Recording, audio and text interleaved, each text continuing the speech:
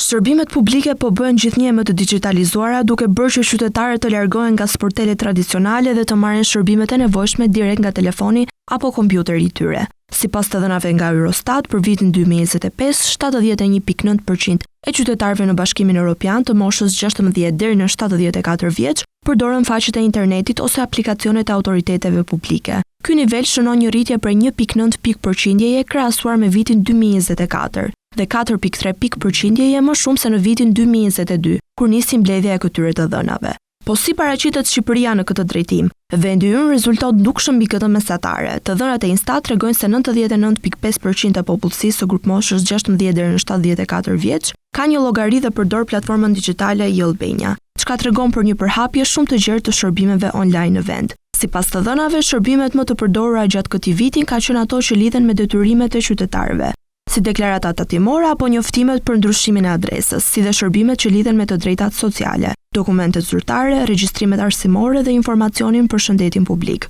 Një nga kategoritë me rritjen më të shpejtë është ajo e marrjes së informacionit nga faqet ose aplikacionet e institucioneve, e cila është rritur me rreth 2.2 pikë. Edhe në krahasim me vendet e rajonit, Shqipëria renditet ndër vendet me përdorimin më të lartë të shërbimeve të qeverisjes elektronike. Ndërkohë në Bashkimin Evropian, vendet me përqindjen më të lartë të përdorimit të këtyre shërbimeve janë Danimarka, Holanda, Finlanda dhe Suedia. Në anën tjetër të listës renditen Rumania, Bullgaria dhe Italia, të cilat regjistrojnë nivelet më të ulta të përdorimit të shërbimeve digjitale të autoriteteve publike.